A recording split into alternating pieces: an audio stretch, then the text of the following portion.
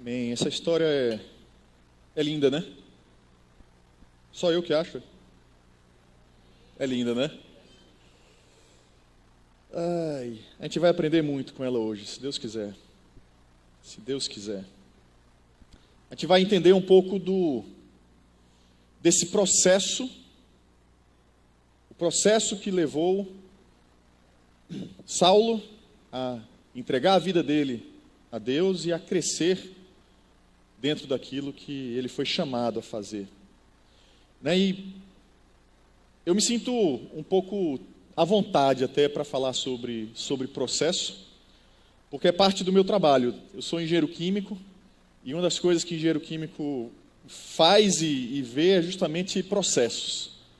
Não sei se vocês conhecem, essa profissão de engenheiro químico, se alguém tem um pouco de intimidade com ela, mas eu estava contando aqui à tarde que quando eu fui decidir o que eu ia fazer no vestibular, eu tinha só uma certeza: eu gostava muito de química, muito mesmo, sempre tive muita facilidade com química, gostava de física e matemática, então eu sabia que tinha que ser alguma coisa para o lado aí de exatas. Aí eu fiz meu teste vocacional, isso eu nem falei, mas eu fiz meu teste vocacional, ele deu ou engenharia, muito ligado para engenharia química, ou veterinária. E eu falei, putz, como é que veterinária, né? Como assim? Apesar de eu gostar de bicho e tudo, mas eu falei, não tem muito a ver, não. Eu enveredei pela engenharia. Mas o engenheiro químico, ele cuida realmente desses processos de transformação. Então ele pega uma matéria-prima, trabalha ela através desse processo de equipamentos e tudo mais, e transforma aquilo ali num produto final. Um produto que vai ser usado, vai ser consumido, vai ser alimentos também. Se você pegar muitas das coisas que você pode comprar hoje, que você tem dentro da sua casa, eles passaram por processos de transformação. Por mais que sejam materiais, muitas vezes, feitos por Deus, tirados da natureza, mas sofrem a transformação para poder chegar nesse material final. Então, o refrigerante que você toma em casa, ele passa por todo um processo. Ele não brota, refrigerante não brota de uma fonte, Ele é produzido, toda parte dele, os elementos que vão dele são vários pequenos processos até você chegar no produto final. O sabão que você usa em casa, detergente, o azeite que você usa na sua casa, leite, apesar de sair da vaquinha, mas ele é trabalhado ali para poder durar dentro da caixinha longa vida, ficar muito tempo, creme de leite, enfim, leite condensado que ninguém gosta. Tudo isso passa por muitos processos. E até aquilo que já vem pronto também passa por processos. Um suco de uva, por exemplo. A uva é amassada ali, mas passa por um processo também para poder chegar dentro da garrafinha lá, sem semente, sem casca, tudo limpinho, pronto para você beber. Outros materiais como o ouro, por exemplo, o ouro que vai para uma joia, ele não sai ali da pepita onde ele é pego, ou do rio ali, ele passa por um processo de limpeza. Então você com fogo, você derrete o ouro, limpa, tira as impurezas e o ouro vai puro para fazer a joia. O diamante, que de repente está no anel, da mesma forma, ele é trabalhado ali sob pressão, e ele é lapidado, ele é preparado para poder estar bonito ali. E se a gente for para os animais, muitos deles também passam por processos. E a lagarta, por exemplo, é um daqueles mais conhecidos, não é isso?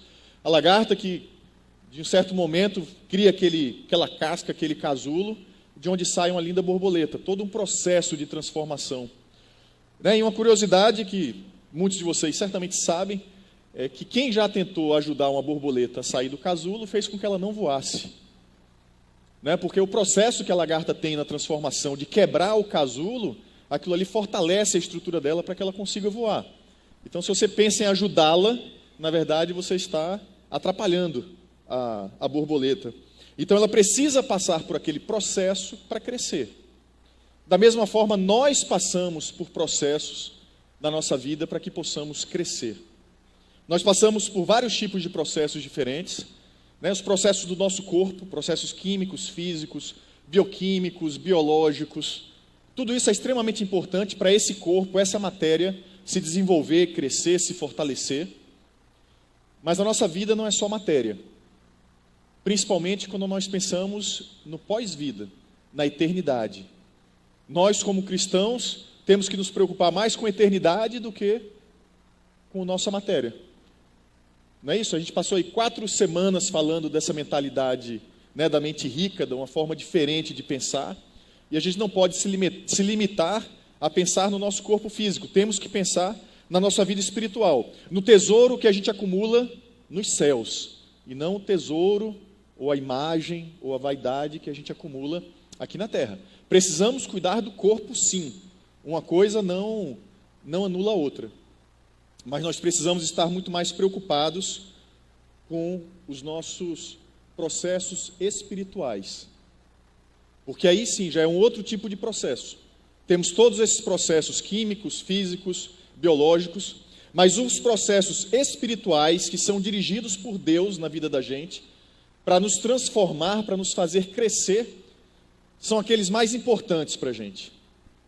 Então a gente vai, com essa história a respeito da conversão de Saulo, nós vamos trabalhar aqui a questão de que as pessoas transformadas crescem. Se você foi verdadeiramente transformado e você for obediente a Deus, você cresce. Porque Deus não quer que a gente fique estagnado. Deus espera que a igreja dele cresça. Mas antes de seguir, eu queria orar com vocês. Senhor nosso Deus, queremos te agradecer pela tua palavra. Eu quero te pedir, Deus, que tu possas me esvaziar de mim mesmo, que tu possas trazer, Senhor, do teu coração e da tua mente, aquilo que tu queres ministrar para as nossas vidas. Que sejam palavras para o nosso crescimento, para o nosso desenvolvimento, para a exortação do nosso modo de viver, Pai. Que ela traga uma verdadeira transformação para cada um de nós. Em nome de Jesus. Amém. A vida do apóstolo Paulo, né, o Saulo que se transforma em Paulo, a vida dele é fabulosa. Se você pega o Novo Testamento e você lê as cartas que ele fez, o próprio texto de Atos, onde já tem muita coisa da história dele, você percebe que a vida dele foi fabulosa. Muitos ensinamentos, muita coisa viva para a gente colocar em prática nos dias de hoje. Desde antes da conversão dele, nós temos muitas coisas importantes para aprender. Saulo era um cara extremamente inteligente. Extremamente inteligente.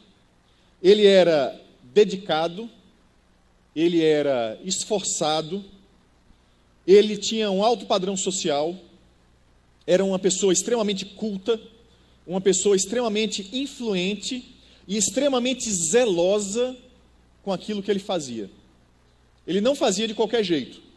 Então a gente vê que ele está indo para Damasco e ele fala, peraí, eu estou indo trabalhar em Damasco, eu vou fazer o seguinte, eu vou passar ali e vou pedir algumas cartinhas para que, se eu encontrar algum desses que estão no caminho, seguindo o caminho, esses que acreditam nesse Jesus, eu possa prendê-los e trazer eles presos. O cara não perdia tempo. O cara realmente era extremamente zeloso naquilo que ele fazia.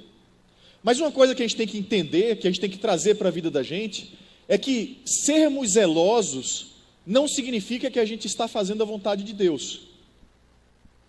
Não necessariamente por você ser zeloso naquilo que você faz, você está fazendo a vontade de Deus. Essa história mesmo aqui já demonstra isso claramente. E você deve conhecer pessoas do seu convívio, que são pessoas extremamente competentes, pessoas extremamente cuidadosas com aquilo que fazem, e que são pessoas que não acreditam em Deus, que apesar de serem competentes, de serem prósperas aos olhos do mundo, elas não acreditam em Deus, elas não acreditam, não seguem Jesus. Então isso a gente precisa aprender logo de cara. Ser dedicado, ser zeloso, não significa ser transformado por Deus. Uma outra coisa importante é que só existe transformação verdadeira através de Jesus. Então essas são duas bases que eu quero deixar aqui antes da gente entrar no texto novamente. Só existe transformação verdadeira através de Jesus. Somente a luz de Cristo pode transformar verdadeiramente uma vida. E aí a gente percebe isso já na história de Saulo.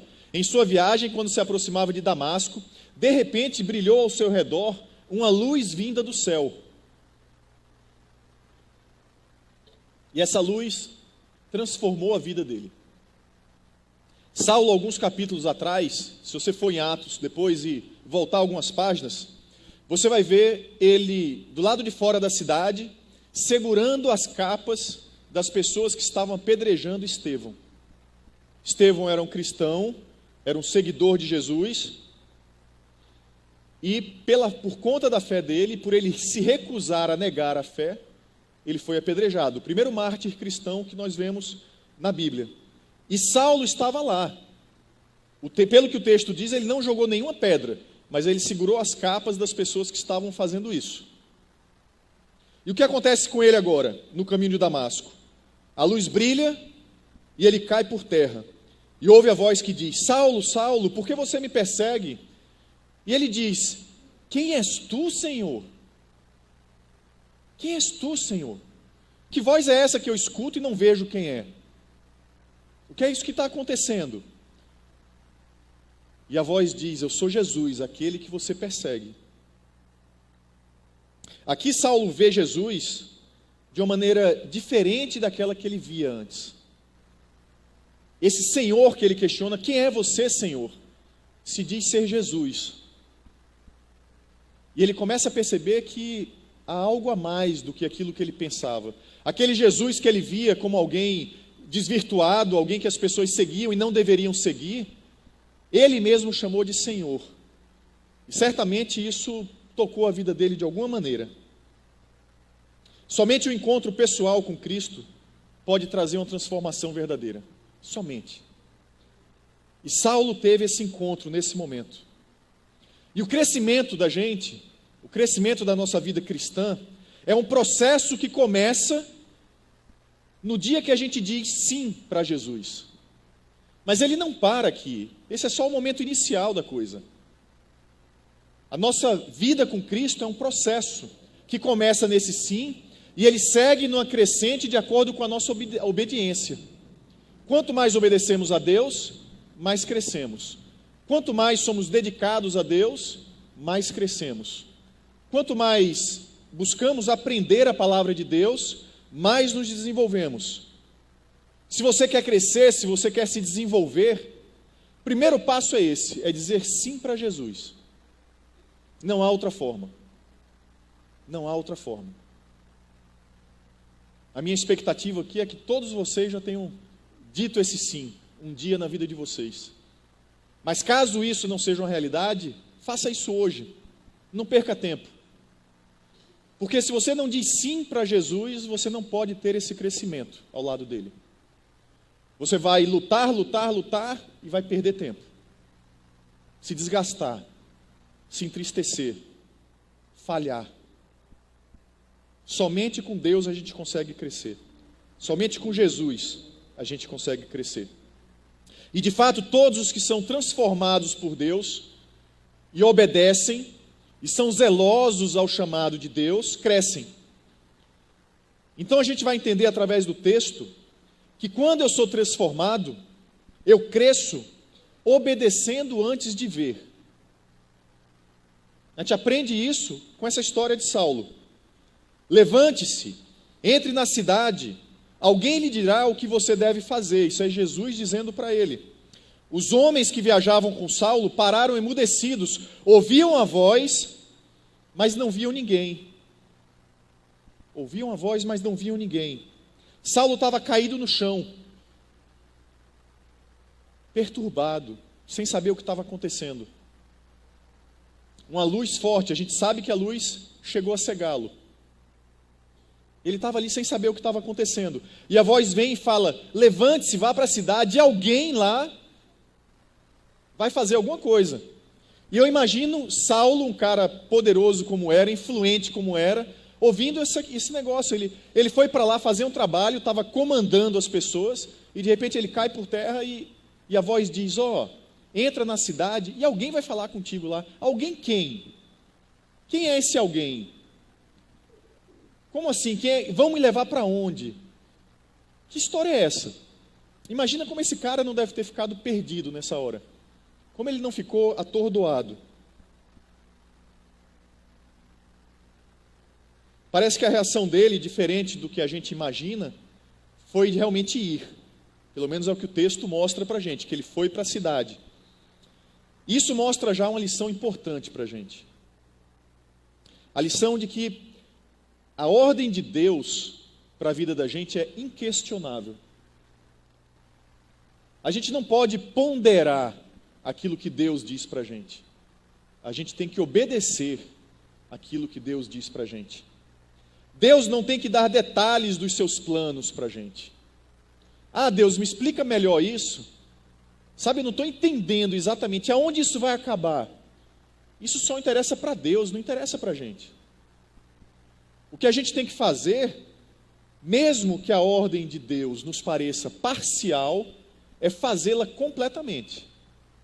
Se você acha que Deus lhe deu meia ordem, faça 100% dessa meia ordem.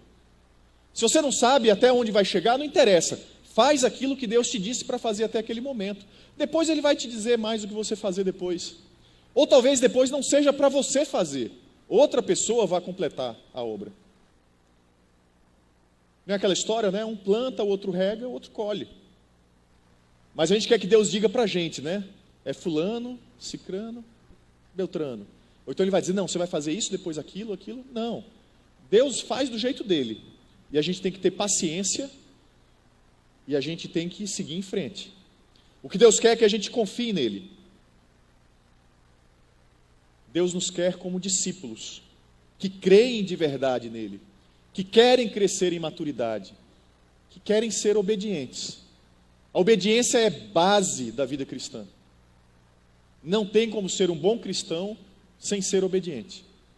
Não tem como. Na vida cristã, então, diferente do que o mundo prega, que o mundo prega de você ver as coisas e depois talvez fazer, né? Até nas questões de lei, você sabe a lei, talvez você faz, né?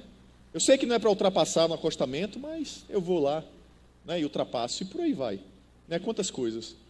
Mas na vida cristã, primeiro a gente obedece, e se Deus quiser mostrar o que é, Ele mostra.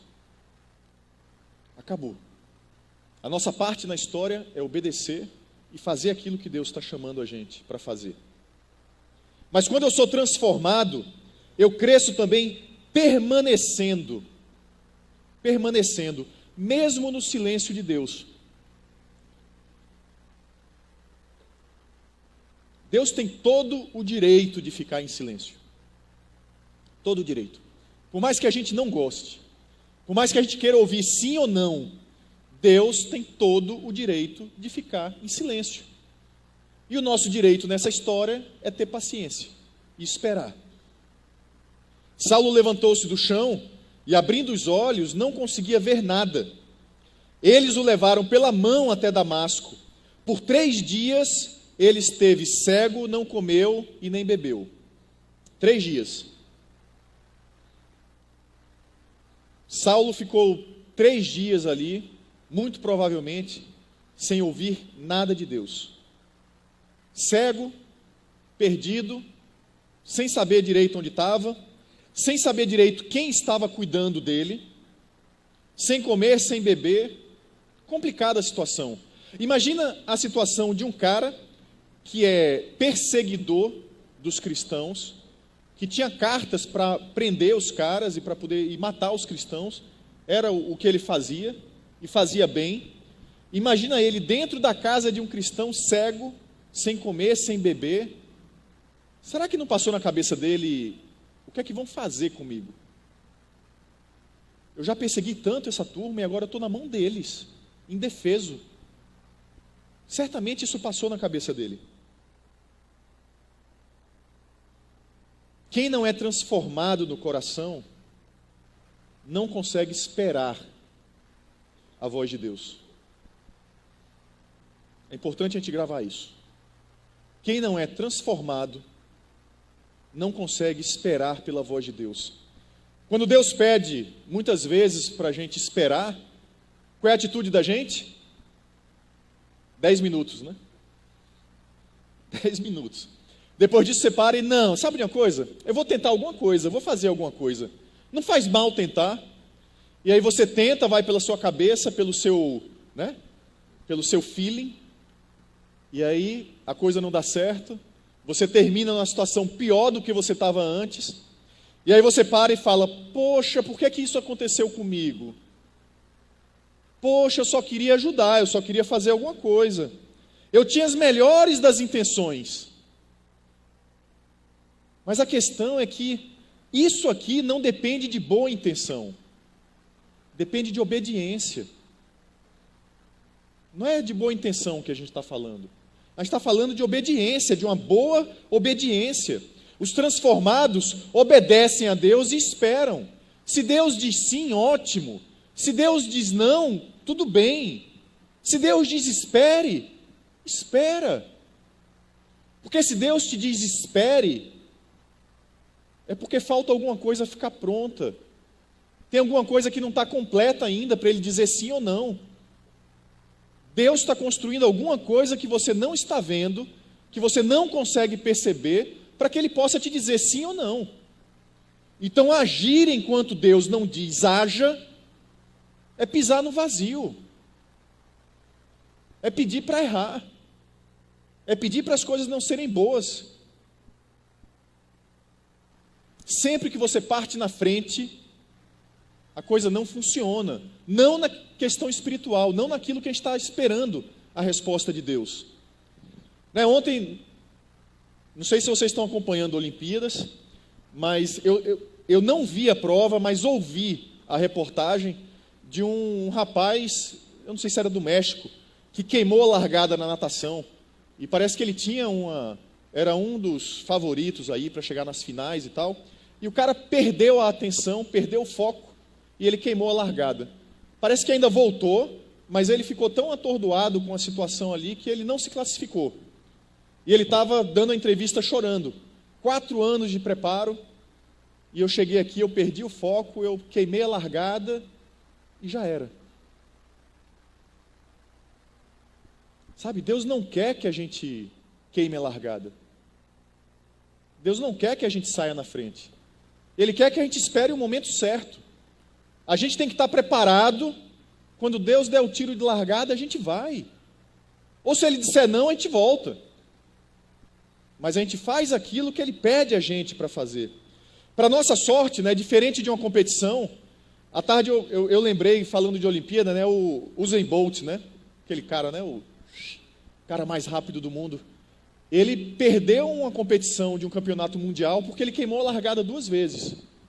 Aquele dia que o cara não está bem, porque o cara é campeão mundial, recordista, ele queimou a largada, voltou, ele queimou de novo, foi desclassificado da prova. A nossa sorte é que Deus não desclassifica a gente. Você pode queimar 10, 100 vezes a largada, Deus vai continuar te amando e vai te dar mais uma chance. Agora, quanto você não perdeu de tempo na tua vida? Quanto você não desperdiçou de tempo, de oportunidades, sabe, de estar fazendo a vontade de Deus porque você largou na frente? Então joga essa impaciência fora. Joga essa impaciência fora. Aprende a esperar. Aprende a aguardar por Deus para que Ele te diga, vai, fica, muda de caminho. Não dá um passo no escuro. A gente não precisa dar passo no escuro. Deus é a luz que ilumina o mundo. E Ele abre a luz para que a gente veja o caminho certo. Por mais escuro que pareça, a luz vai se acender na sua vida. E você vai enxergar o caminho. Agora você precisa esperar para que isso aconteça. Você precisa dar o tempo de Deus. Porque talvez Ele esteja construindo a ponte que você não está vendo. Se você der o passo em falso, aí às vezes não tem volta. Então vamos ter paciência. Permanecer, depender do tempo de Deus. Mas quando eu sou transformado, eu também cresço, esperando pela visão em oração. Então você não precisa ficar esperando sem fazer nada. Você não precisa ficar esperando só gastando tempo, vendo série lá do Netflix, ou jogando lá o Pokémon Go, ou qualquer outra coisa que apareça na sua frente. Aguarde em oração. Orando. Se você não tem a resposta de Deus, ore. Ore. Em Damasco havia um discípulo chamado Ananias. O Senhor chamou Ananias numa visão e disse assim: Ananias, eis-me aqui, Senhor. Respondeu ele. O Senhor lhe disse: vá à casa de Judas, na rua chamada Direita, e pergunte por um homem de Tarso chamado Saulo. Ele está orando. Olha que legal. Ele está orando. E eu fico tentando imaginar Saulo, aquela figura poderosa, aquilo tudo que eu já falei dele, cego e com fome, esperando, e num determinado momento ele começando a orar. Porque o texto não diz que ele orou o tempo todo. O texto diz que ele estava orando naquele momento. Em certo momento, talvez, ele aflito, desesperado, desesperançoso, as coisas passando pela cabeça dele, e num determinado ponto ele parou e disse: espera aí, existe um Deus, aquela luz ali que se mostrou para mim, realmente tem que ser alguma coisa especial. E ele começou a orar. Ele poderia ter tomado outras atitudes. A impaciência dele poderia ter feito ele chamar os servos. Chama meus servos aí. Seguinte, me levem para casa. Me leva para casa. Lá eu vou chamar os médicos, eu tenho dinheiro para pagar, eu conheço muita gente e alguém vai cuidar de mim. Não aguento mais esperar 3 dias. Me leva para casa. Ele poderia ter chamado o pessoal lá e ter dito: pessoal, como é que é com vocês? Ele estava na casa de Judas. Me diz uma coisa, é normal demorar tanto assim? Sabe, eu estou há 3 dias aqui, não sei o que vai acontecer. Com vocês foi assim também? O que foi que aconteceu? Ele podia estar atrás de respostas. De fato ele estava, mas ele buscou a fonte correta. Ele começou a orar. Talvez quando ele começou a orar, Deus tenha olhado para ele e dito assim: agora sim, Saulo, agora sim, filho, agora você se rendeu a mim. Agora você está entendendo como é que funciona a coisa. E agora que você está entendendo, talvez seja a hora de eu acabar o meu silêncio. Agora que você está entendendo que a questão não é você, a questão sou eu, e aquilo que eu tenho para você, agora que você está me buscando em oração, chegou a hora de eu falar contigo. Porque agora você vai me escutar. Agora você vai tentar entender.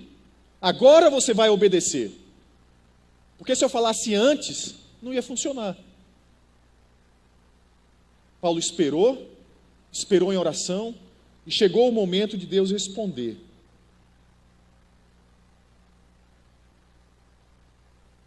Será que chegou o tempo já de Deus responder as suas perguntas? Será que vocês estão prontos para receber a resposta de Deus? Essa é a pergunta que a gente tem que levar.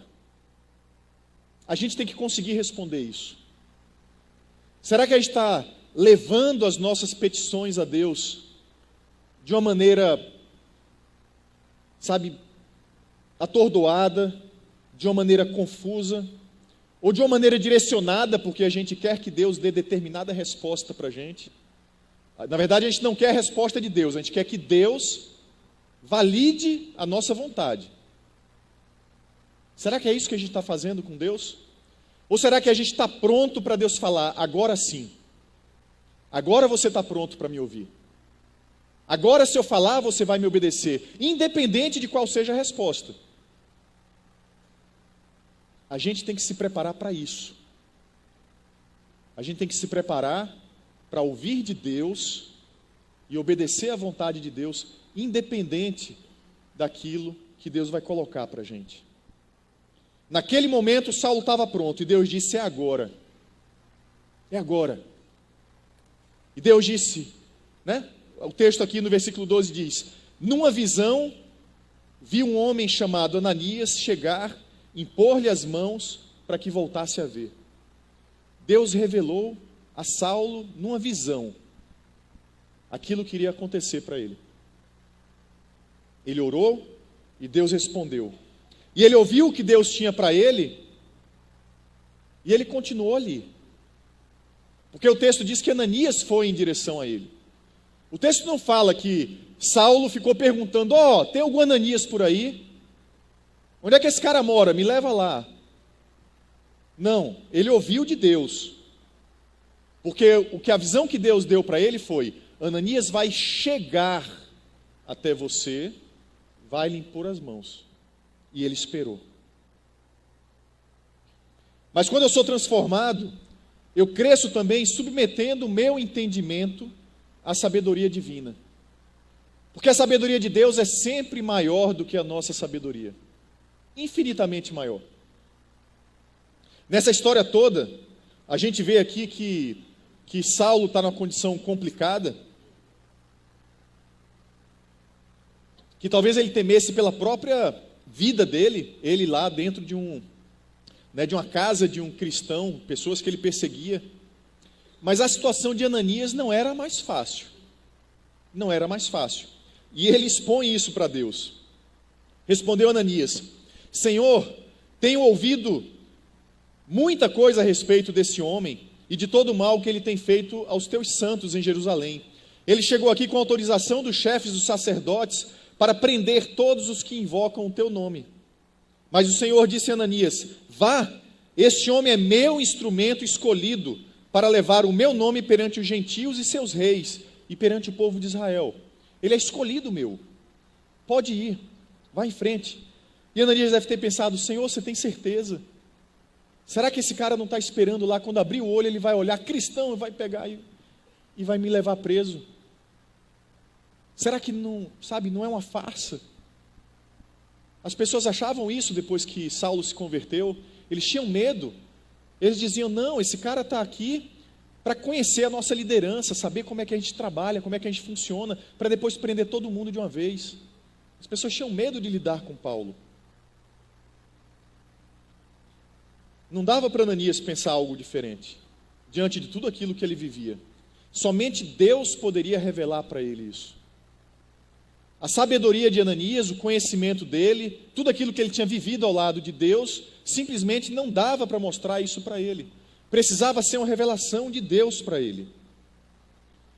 A gente precisa usar o nosso entendimento, mas a gente precisa estar completamente aberto para a sabedoria de Deus, para o entendimento de Deus, porque a gente nunca vai ter a mesma visão de Deus em relação às coisas. Ele sempre vai saber mais do que a gente. Somente Deus pode escolher as coisas certas para a gente fazer. Por mais que às vezes pareça errado, como parecia para Ananias, ele foi obediente e ele fez. E a gente precisa entender que a gente não está aqui para fazer escolhas no lugar de Deus. Deus não nos chamou para fazer escolhas no lugar dele. A gente tem que se colocar no nosso lugar e a gente tem que aceitar as escolhas que Deus fez para a gente. Deus tem escolhas para a vida da gente. E o que cabe a gente é aceitar essas escolhas e viver de acordo com aquilo que Deus coloca para a gente. Sabe, Deus ele escolheu Saulo e ele disse: porque eu quero que Saulo me represente junto a reis. Pedro não tinha condições de fazer isso. Lógico, capacitado por Deus, todo mundo pode fazer tudo. Mas Pedro, ele estava ali cuidando dos próprios judeus. Pedro era um pescador que não tinha muito conhecimento, não tinha muita instrução. Enquanto Saulo, ele era um cara letrado, um cara que era conhecedor de muitas coisas. Era um cara que tinha bagagem para discutir, para conversar com reis, para conversar com pensadores, para discutir teorias, para criar estratégias para alcançar as pessoas. Não foi à toa que Deus escolheu Saulo para isso. E ele alcançou reis, e ele alcançou pensadores, e ele levou a palavra de Deus a lugares onde era praticamente impossível. Ele criou estratégias maravilhosas, e ele levou a palavra de Deus praticamente ao mundo todo daquela época. E o caminho dele não foi fácil, e Deus mostrou que não era fácil. Mostrarei a ele o quanto deve sofrer pelo meu nome. Então não espere uma caminhada simples e fácil também, só porque você está seguindo a vontade de Deus. Pode ser que ela seja dura, mas ela vai ser compensadora. Ela vai trazer contentamento. Porque ela é a única coisa que pode deixar o teu coração verdadeiramente feliz. Nada mais pode. E a gente foi feito para quê? Para construir tesouros nos céus. Não é isso? Para a eternidade. Para a vida que há por vir. E não tesouros aqui na terra. A gente estudou isso durante 4 semanas. Na nossa última série. E a gente tem que fazer isso valer na vida da gente. E por fim, pessoal, quando eu sou transformado, eu cresço sendo discípulo.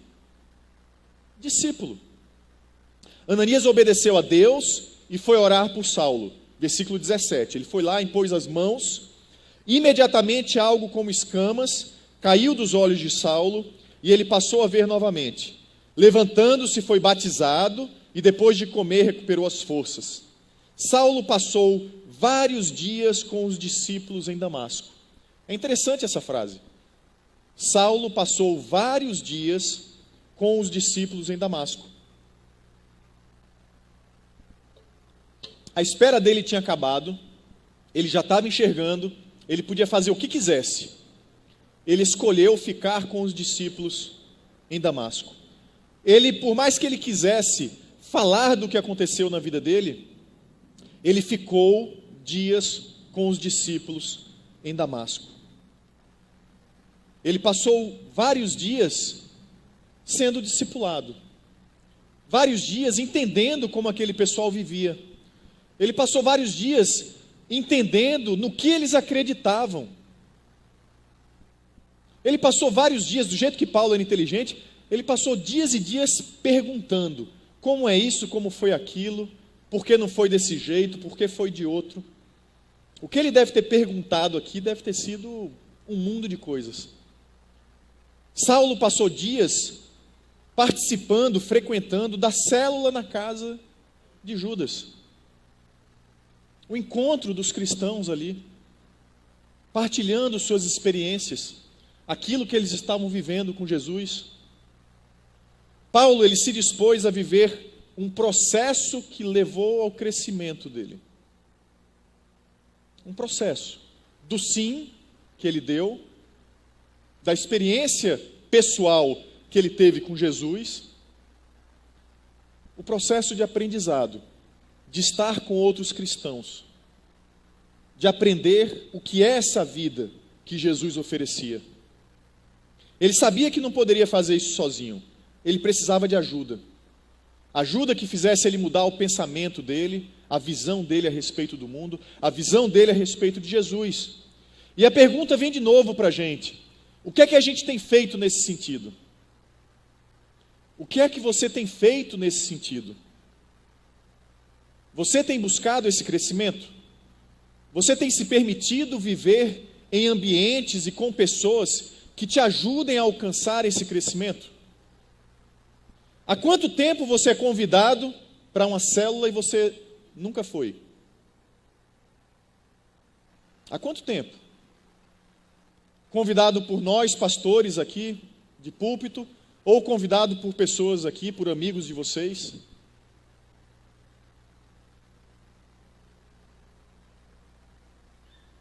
Como é que está a tua leitura da Bíblia?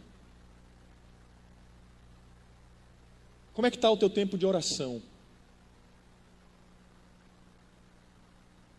Sabe, quem e o que você está buscando para o seu crescimento? Você está disposto ou não está a passar por esse processo? A crescer? Porque a obediência e a nossa busca verdadeira vai nos levar a um crescimento, obrigatoriamente. Se você está há muito tempo sentado aqui, e você olha e fala assim: poxa, minha vida espiritual não está crescendo, sabe, para e pensa um pouquinho, o que é que você está fazendo para ela mudar?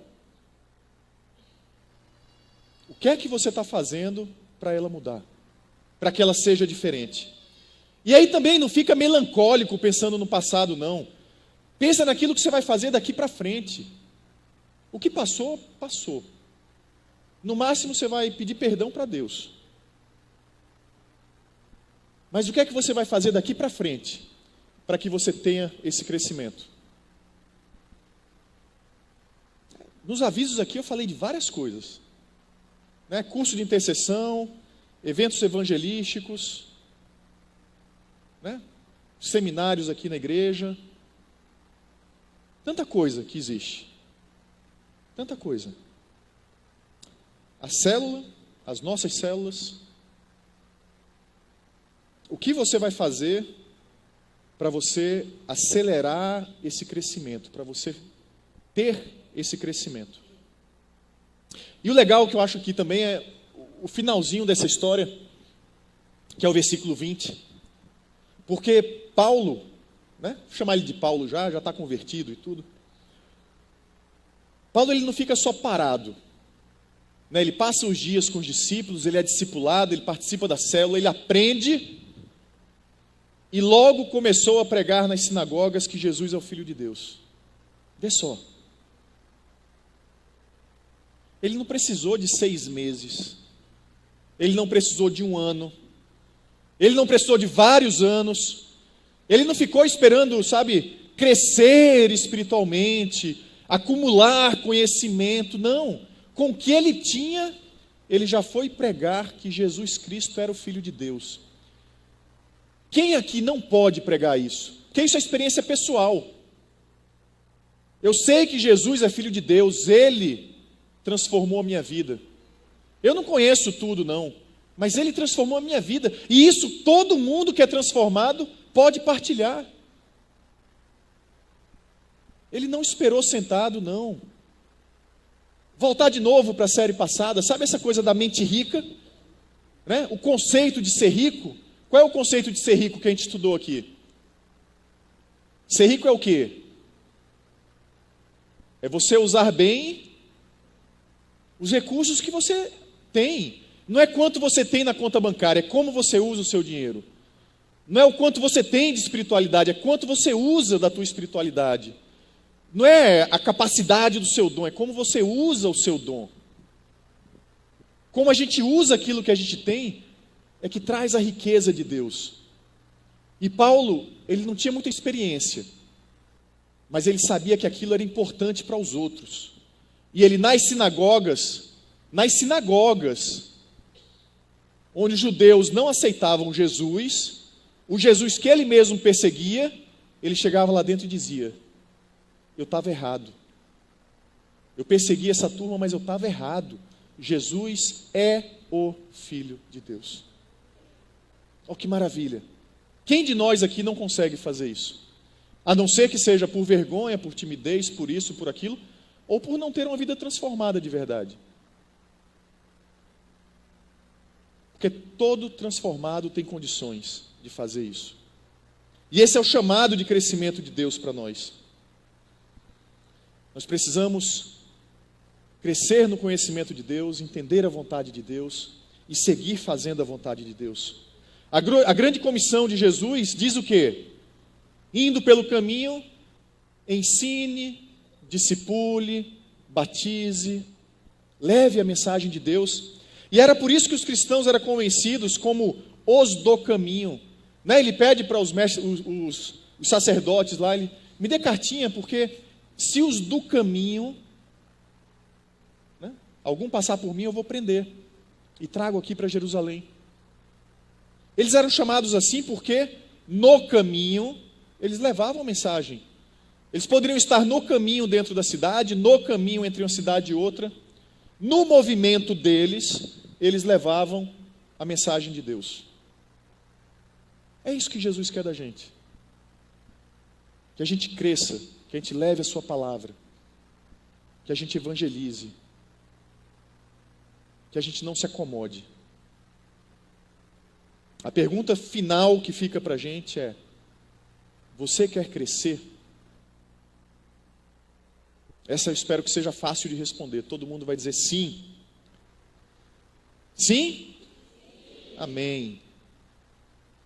Mas a que vai ficar para martelar no coração de vocês, para vocês pensarem é: o que eu vou fazer para crescer? O que eu preciso fazer para crescer? Leve essa pergunta quando você sair daqui hoje. Ora a respeito dela. Medita a respeito dela. Discute ela numa célula. Vai para uma célula, você que nunca foi, discute lá sobre isso. Sabe, o que é que eu vou fazer para crescer? O que é que eu vou fazer para permitir que Deus continue me transformando nesse processo maravilhoso de santificação? Vamos orar? Deus amado, obrigado, Pai. Acima de tudo pelo teu amor, mas obrigado porque tu queres nos transformar e nos ver crescer. Deus, o que eu mais espero, Senhor, é que cada coração aqui queira crescer, Deus, contigo. Então que tu possas tocar cada coração aqui, Paizinho, cada vida, trazendo do teu amor, trazendo da tua verdade, permitindo que eles tenham a paciência para te escutar, a paciência para esperar a tua ordem, o tiro de largada, mas que cada um de nós faça isso em oração, realmente querendo escutar de Ti, Pai. E que nós possamos, no caminho das nossas vidas, levar a Tua mensagem de amor e de salvação e de esperança para todas as pessoas que não Te conhecem. Nos faz servos verdadeiros, servos fiéis à Tua vontade. Em nome de Jesus. Amém.